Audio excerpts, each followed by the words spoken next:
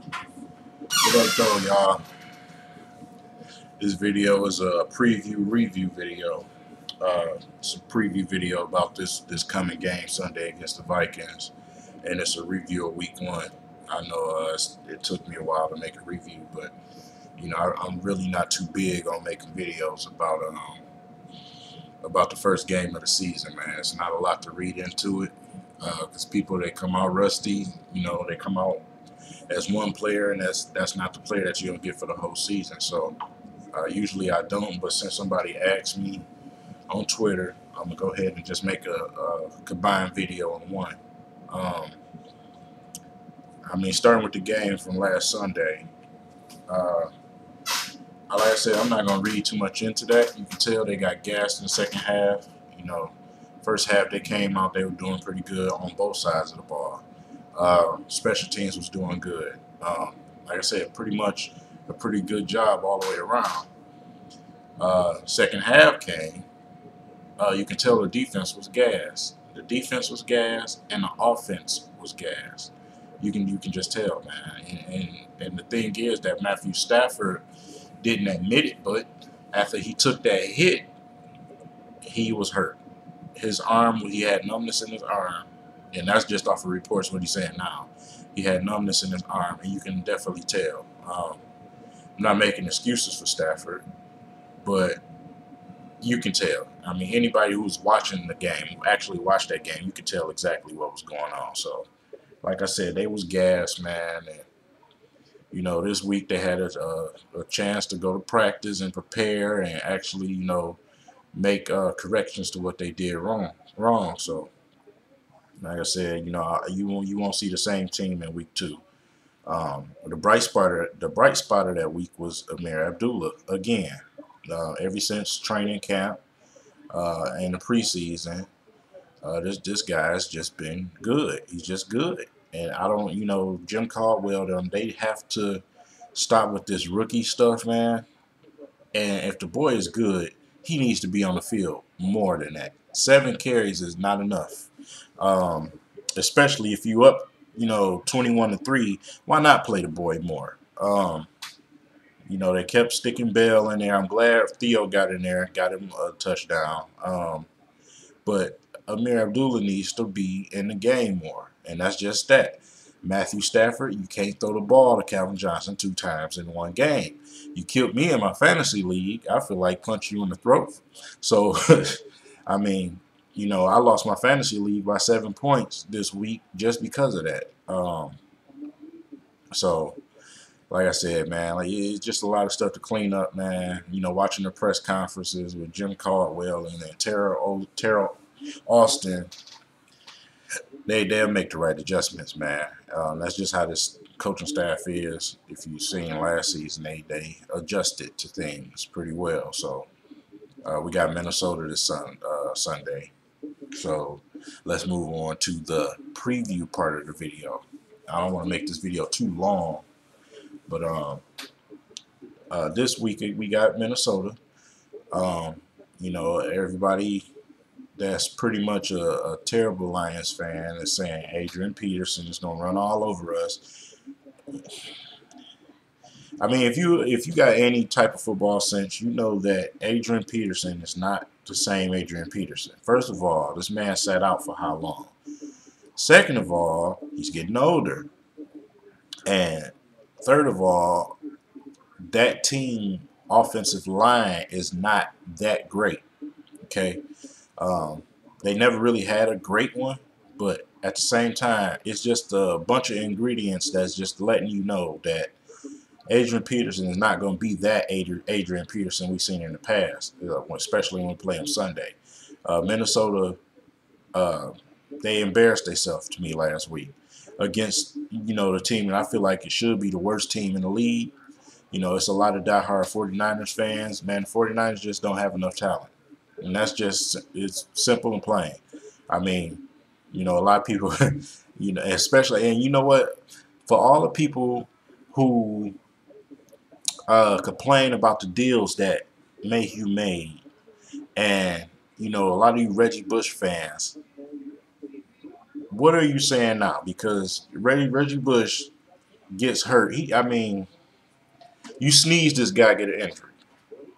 You know what I'm saying? We don't need that shit. You know, we got Amir Abdullah now. We went to the draft. Exactly what they supposed to did.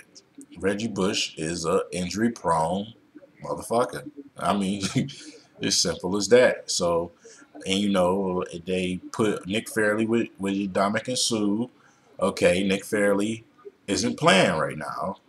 Um, as far as I know, I haven't. You know, I watched the Rams game. I didn't see him. I don't know what the injury report was. I could care less. I just didn't see him. He obviously wasn't a factor if he did play. But like I said, you know, the replacements we got, they'll do just fine. Haloti Ngata did what he's supposed to do in his first game with the Lions in week 1. And as a veteran, he put pressure and caused them to double team him. Of course, they're going to respect Haloti Ngata, just the same way that they did Sue. Okay, so like I said, it's not like Sue's had these massive sack numbers over the last couple of years. His job was to get them to double team him. That's what Sue's job was, so the other guys can roam free and get their ass in the backfield. It's the same thing you get with Haloti Ngata. So for all them people that saying that, you know, since Sue was gone, it's going to be a different defense, no, the fuck it's not. Okay, it's not going to be a different defense. I mean, come on, man. They double team this guy just like they double team Sue. You know what I'm saying? You have to look at the fact who you were missing in game 1. Okay, you was missing Levy. Okay, you was missing Karan Reed, who was supposed to be the backup, the third defensive tackle. So, like I said, you know, you was missing some pieces on defense. That defense look that you got in week 1 is not what you're gonna get this week. I mean, I can't wait for the game Sunday, man, because I feel like, you know, the Lions are gonna be able to redeem themselves the right way. You got a rookie, well, not a rookie quarterback. You got Teddy Bridgewater, which is a good quarterback. And I think that if anything, if any chance that they have at winning is going to be because of him. I don't think they had a good enough receiving core or a good enough defense. I don't think they'll be able to put pressure on they won't be able to stop the run game, and I don't think they'll be able to put pressure on the quarterback. I just don't, and that's just from what I watch when I watch San Francisco and what I've known from that roster that they got from last season. Um, so, like I said, you know, the Lions have a really good chance to win. To me, is it a must win? No, it's not. I mean, starting off 0-2 is not good, but I don't think that's going to happen. But, you know, yeah, it's an important win. I would say not a must win, but an important win. Um, I really appreciate it if the Lions would go out and take care of business, man, and go ahead and stump the Vikings like they should be stumped. Um, watch the Denver game, Denver against Kansas City. Kansas City gave that game away. Peyton Manning is not Peyton Manning. He's not the Peyton Manning that we've grown to know over the years. You can obviously tell that he's declining. Even though they won that game, you're not going to get more than about 250 yards passing out of Peyton Manning against pretty good teams. So, like I said, they're not the same team. So when we face them for our home game, I think the Lions have a very good chance to win that game. And you know, the personnel that they have pretty good personnel, but Lions first home game, Ford Field's going to be rocking. Peyton Manning is not the same Peyton Manning. You know what I'm saying? So, I mean, all arrows to that game to me are pointing up. So I think that'll be. I think the Lions will be 2-1 before they face the Seahawks. Now, if it's true about the Seahawks, we're gonna see this Sunday.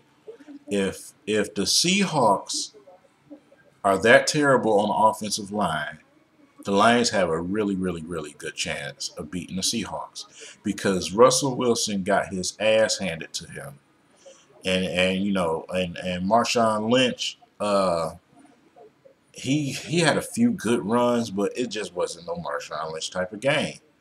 And like I said, you know, you let the Rams fucking dominate you like that. The Rams got a decent defense. People say, oh, they got a good defense. It's decent. It's nice. It's okay. Okay. But, you know, I mean, they made the Seahawks look like some little bitches, man. And that's just, you know, excuse the language, but that's just what it is, man. It made them look like some little bitches. And, you know, like I said, you know, the Lions' schedule, a lot of people say that it's tough. Well, you can't say that yet. You can't say that yet because injuries play a factor during the season. And also, a lot of teams on paper that look good don't turn out to be that good. Like I said, every time you look up, Green Bay is losing somebody. You know, uh, they had somebody else injured, Balaga, MCL strain. He's not going to play against the Seahawks, so I think the Seahawks probably not just based off him, but they probably going to kick Green Bay ass. That's why I said we'll see about the Seahawks. If they don't react and if they don't win this game against Green Bay, I feel like the Lions got a really, really good chance to beat them if they don't recover and get their shit together. Um, but like I said, you know, based off of week one, it's just hard to tell.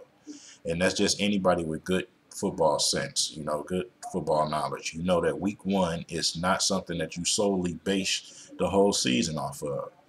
Um, but man, yeah, pretty much it, man. You know, these first four games to me are critical for the Lions. Um, they're very critical for the Lions. I would love for the Lions to be 3-1. That would be beautiful because I'm not scared of the Bears. I'm not scared of the Vikings. I'm not scared of Green Bay, to be honest. I feel like we had a chance last year to beat Green Bay, but yeah, I'm not scared of Green Bay either. Not this season, and I'm not just being skeptical because I'm a Lions fan. I'm also a football fan, and I honestly feel like Green Bay, they have a lot of aging players. They're aging, and it's starting to show. Um, like I said, man, they schedule is not that bad. You know, the Chiefs, you know, they showed their ass. Uh, they showed their ass a couple of days ago against Denver, man. So, like I said, you know, we got the Cardinals, and we played Green Bay twice, the Bears twice, Vikings twice.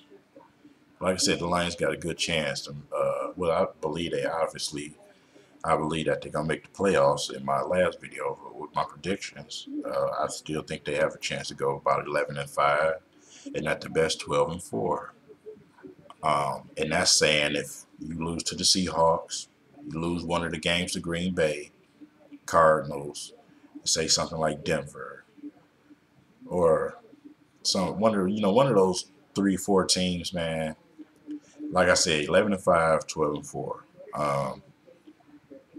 I just feel like they got a really good chance this season, man. So, you know, it's already 13 minutes, man. I won't talk y'all to death. So, you know, that was just a quick preview and review for the Detroit Lions, man, and what I see so far. So, you know, definitely be back. I'm gonna try to be back immediately after the game Sunday if I don't have too many beers like I did this past Sunday. So. Uh, I'll catch up with y'all. Catch later, man. I also want to talk about a few other things right quick before we get off this video. Um, I know it's a lot of us on here on YouTube that's trying to get together and do this thing and try to unite as far as Detroit fans, for Pistons fans, for Detroit Lions fans, Tigers fans. I started a fan page on a fan group on Facebook. As a matter of fact, let me show you guys on my phone right quick. Of course, my page on there is Everything King. Okay, that's Everything King. That's my creative page on there, and I started a fan group, and this is the fan group. Okay, let me see if I can get this. Let me turn the brightness down so y'all be able to see. All right. see if y'all can see it. Go ahead, focus, camera. Focus. Anyway, it's because it look like this camera don't want to focus. It's Everything Detroit Sports. All right. So that's the name of the group. It's on Facebook. There you go.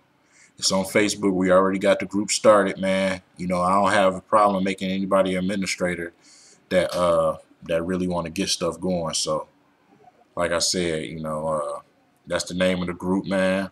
So if you go ahead and search it on Facebook, you know, join the group, leave me a message, let me know that you on there, and we can go ahead and get stuff going, man. Get some stuff cracking. Make you an administrator so you can go ahead and drop your videos on the page or whatever, man, so people can, you know, view your videos that's in a group, you know, that don't have YouTube pages. So, like I said, it's just something for all us YouTubers to come up, get more views, likes, comments, subscriptions. You know, it's not all about that. It's just the fact that I want Detroit people and Detroit fans to be able to unite and talk about our team. So, like I said, that's just something that I went ahead and created, man. So, like I said, I guess I'll catch up with y'all guys after the game, man. Try to get a video out immediately after the game, let y'all know what I seen and talk about what happened. So, catch up with y'all guys, man. See y'all later. Peace.